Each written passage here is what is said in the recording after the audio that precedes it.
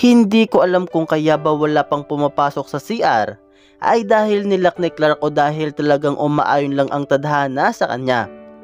Pumiglas ako ng pumiglas lalo na nang naramdaman kong nagiging marahas na siya.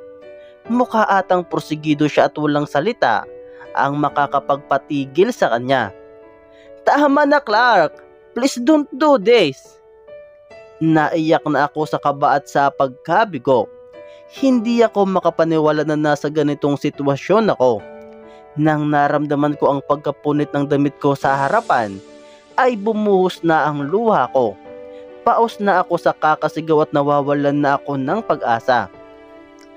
"Akala mo di ko nakita yung push mo sa FHM? Galing mo ring mambitin ano? Galing mong manukso." Nang narinig kong sinagad niya pababa yung punit, ay napasigaw na ako. Wala na akong pakialam kung paano mababasag ang vocal cords ko dahil sa sigaw kong ito. "Hector!" Nagulat ako nang natigil si Clark sa kanyang ginagawa. Binitawan niya ako at lumayo siya sa akin. Mabilis ang hininga niya at nanlalaki ang mga mata niya habang tinitingnan ako. Parang gulat siya sa sarili niyang kagagawan. Mabilis din ang hininga ko at niyakap ko ang sarili ko. Napatalon lang kaming dalawa nang biglang kumalabog ng 2 bisis ang pintuan ng CR.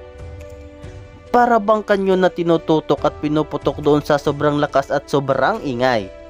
Sa isang iglap ay halos masira ang pintuan.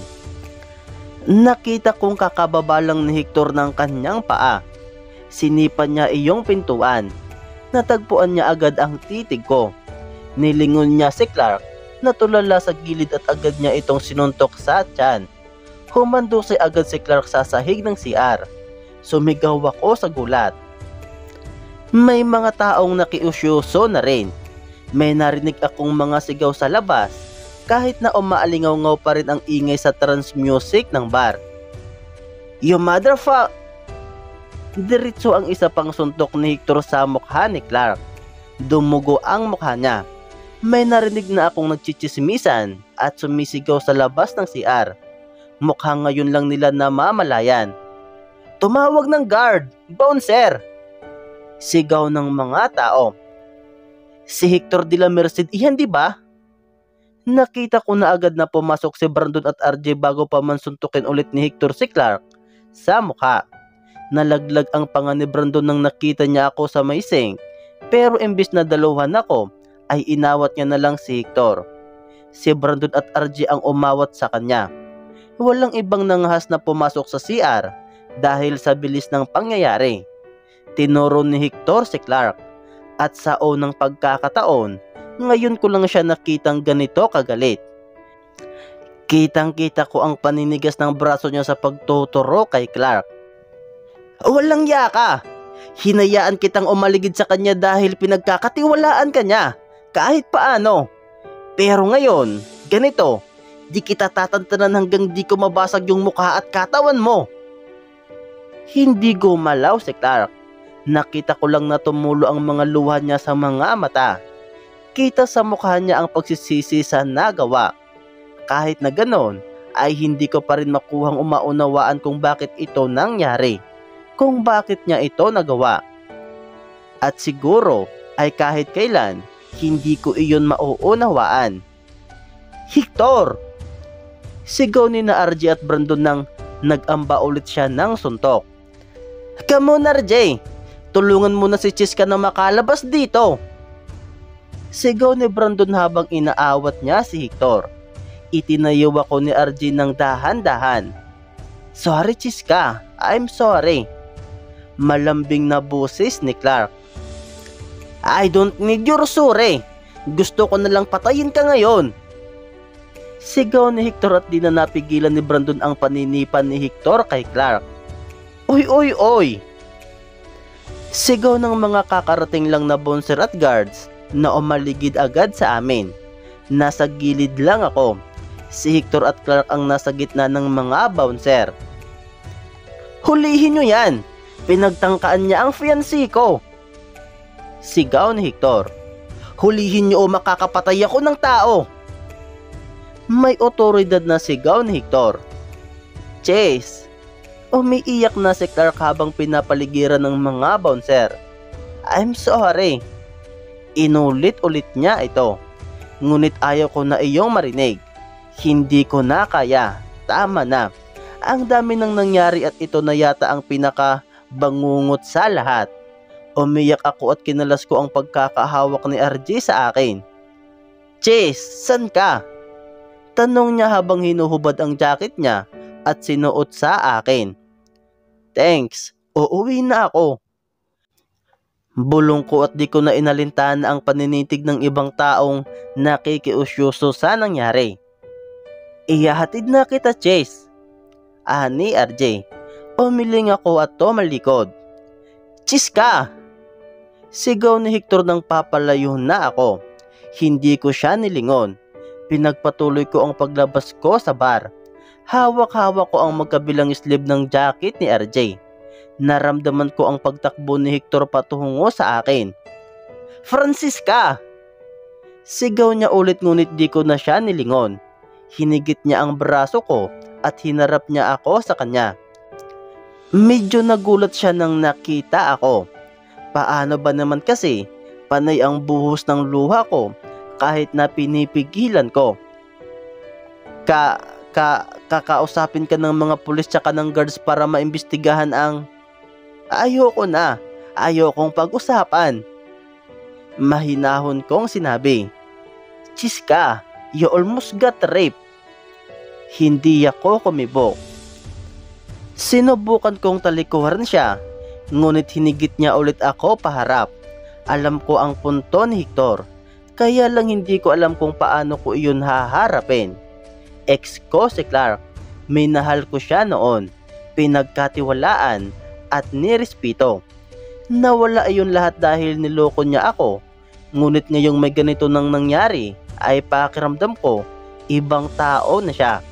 May kunting kirot sa puso ko, dahilan kung bakit ayaw ko na lang siyang makaharap, imbis na kasuhan o isumbong siya. Isa pa, pagod na ako. Wala na bang katapusan ng emotional stress na nararamdaman ko? Pagod na akong lumaban. Kung ano yung maaaring mawala sa akin, hahayaan ko na. Hindi ko na ipaglalaban. Kasi kung talagang para sa akin iyon, hindi ko na kailangang ipilit. Hindi ko na kailangang lumaban kasi agaran na ang panalo ko. Ano? Wala bang halaga sa iyo ang sarili mo? Ano? Kasi kung ako ang batas dito, baka napatay ko na siya. Galit niyang sinabi sa akin. Pwede ba, Hector? Bumuhos ang luha ko. Give me break. Leave me alone. Sigaw ko. Pumungay ang kanyang mga mata. Nag-iwas agad ako ng tingin. Hindi ko maatim na makita ang mga mata niyang ganoon. Para bang tumatagos iyong titig niya sa puso ko. Hinigit niya ako palapit sa kanya at binalot niya ako sa init ng kanyang yakap. Bahagya ko siyang tinutulak kahit ramdam ko ang pagiging komportable ko sa bisig niya. Ayoko na. Bulong ko sabay iyak. Uwi na tayo. Bulong niya. Di na kita pipilitin. Basta umuwi na tayo. At gusto ko sa iisang bahay lang tayong dalawa. Mabilis ko siyang tinulak dahil sa sinabi niya. Naalala ko ang ginagawa nila ni Elena sa condo unit niya. Nagkahalo-halo ang isip ko. Naiisip ko si Clark at Janine sa apartment. Naiisip ko si Elena at Hector sa condo unit. Pakiramdam ko, lahat ng lalaki ay gagawa ng kahibangang ganoon sa kanilang buhay. Umihip ang malakas na hangin sa parking lot ng Tribe Lands.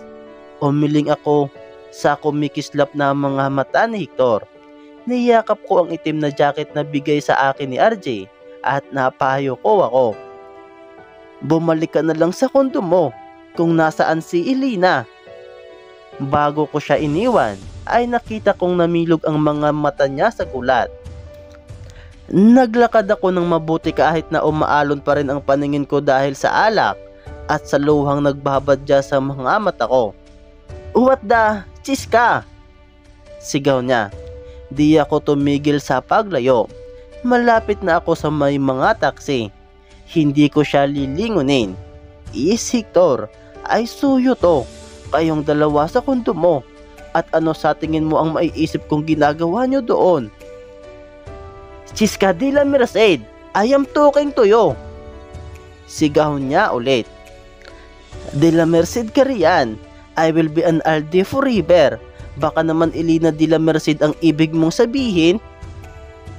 Ah! Sigaw niya na para bang may pinupunit o pinipiga siya sa kinatatayuan niya. Narinig ko agad ang mabilis niyang yapak. Hindi pa ako nakakahakbang ng isa pa, ay kinaladkad niya na ako patungo sa sasakyan niya. Hector! May nahon kong sinabi kahit na mabilis ang pintig at hataw ng puso ko. Hindi ko maintindihan kung kinakabahan ba ako o nasisiyahan sa ginagawa niya sa akin. Kamunchis ka, bakit ka masisiyan sa pangangaladkad ng haring iyan? Pakiramdam ba niya kaya niyang iwan ka at pulutin ulit pag gusto niya na? Hindi. Binawi ko ang kamay niya para siyang na-offend sa ginawa ko. Ganon pa man ay matalim ko pa rin siyang tinitigan. Elena, nandun siya dahil nandun yung ama niya. Nandun si tito at tita sa kundo ko ngayon. Alright, hindi mo nakita pero nandun sila sa kusina. Nakahilig yung ulo niya sa balikat mo, Hector. Sa sofa, ang close niyong dalawa. Hindi ko napigilan ang pananabang ng tono ko. Bahagya siyang tumawa. Hindi mo nakitang hinawi ko ang ulo niya. Kasi tang na, pinagpapantasyahan kita sa nakakairitang FHM magazine na iyon. Kumunot ang noo ko sa sinabi niya at di ako nakapagsalita. Ang ingay niya, Chiska. Anong gusto mo? Papalabasin ko siya sa kundo ko kasi ayaw mo. Sabihin mo kasi gagawin ko. Bahagya akong natawa dahil sa kabaliwang sinabi niya. Tigilan mo ako. Alam ko kung ano ang nakita. Natruma ka lang. Yung ex mo iniwan ka para sa iba. Naabutan mong ganun sa apartment niya. At ako naman ngayon, ginagaya mo sa kanya. Pues, Francisca Alde, sasabihin ko sa'yo, hindi kami pareho. Una sa lahat, humakbang siya palapit sa akin. Napangiwi ako at nag-iwas ng tingin. Hindi ako papatol sa ibang babae dahil lang gusto ko. You have to be really great to earn my attention. You have to be an Alde to earn my attention. And you have to be Francisca Alde to earn my love. Tulala lang ako kahit nadinig ko ang hataw ng lintik kong puso. Humakbang pa siya ng isa. Mas lalo kong hinigpitan ang hawak ko sa jacket. Pangalawa, hindi ako mamimilit sa'yo. Kung ayaw mo sa akin, hahayaan kitang ayawan ako. Pero kung iiwan mo ako, hindi ako makakapayag. Kill the king first before you win this game. Iwan mo ako, patayin mo na lang ako. Seryoso niyang sinabi kaya napaangat ang tingin ko sa kanya. Nagkatitigan kami. Tumigil siya sa paghahakbang dahil sobrang lapit niya na sa akin. Tumitingala na ako sa kanya habang siya naman ay dumudungaw sa akin. Panghuli, marahan at malambing niyang sinabi. Napalunok ako at nahirapan sa pananatili ng titig ko sa kanya. Sa oras na pormahan kita, hindi ka lilingon sa iba. Sa oras na akin ka na, di na kita bibitawan pa. Sa oras na binigay mo ang karapatan sa akin, ay sisiguraduhin kong sakop ko lahat kahit hibla ng buhok mo, Chiska. Naiintindihan mo? Kaya habang akin ka at sayo ako, tayong dalawa lang. Walang Elena, walang Clark. Silang lahat. Napadaan lang sa buhay nating dalawa. Hinawakan niya ang braso at nilapit niya ang katawan ko sa kanya. Mabilis na ang hataw ng puso ko. Hindi na ako makasunod. Kahit na matalim pa rin ang titig ko at may hamog ng luha pa rin sa gilid ng mga mata ko, ay hindi ko pa rin maipagkakaila na may init akong naramdaman na bumalot sa puso ko. This is Hector de la Merced. Get that, Francisca Alde de la Merced? Binawi ko ang braso ko sa kanya. Natatakot ako sa nararamdaman ko. Para bang nababaliwan ako masyado sa sarili ko. Dahil kanina lang ay bigong-bigo ako, ngunit ngayon ay wagas makahurumentado ang puso ko. Now be with me for always. Umatras ako sa kinatatayuan naming dalawa. Kumunot ang noon niya sa ginawa ko. Kita ko rin ang pag-awang ng kanyang bibig. Agad din naman akong nagilti. Please be with me. Sorry sa nakita mo sa amin ni Elena. At sorry din kasi nagkakamali ka. Walang namamagitan sa amin. Huwag mo akong itulad sa ex mong hayop. Nalaglag ang pangako nang nakita kong unti-unti siyang lumuhod gamit ang isang paa sa harapan ko. Dinungaw ko siya sa ilalim ng madilim na gabi. Tanging nagpaliwanag lang ay ang mga street lamps ng parking lot sa labas ng tribe lands. May mga tao sa malayo na nag-iinuman sa hybrid. May mga taong papasok at palabas ng tribe lands, pero ako lang ang nakakakita ng Hector de la Merced na nakaluhod ulit. Sa pangalawang pagkakataon sa paanan ko. It's still the same Chiska. Actually stronger. Mahal na mahal kita at luluhod ako sa paanan mo. Bigyan mo lang ako ng assurance na tayong dalawa sa huli. Na walang silos na magpapahiwalay sa atin. Na walang taong makakapaghiwalay sa ating dalawa.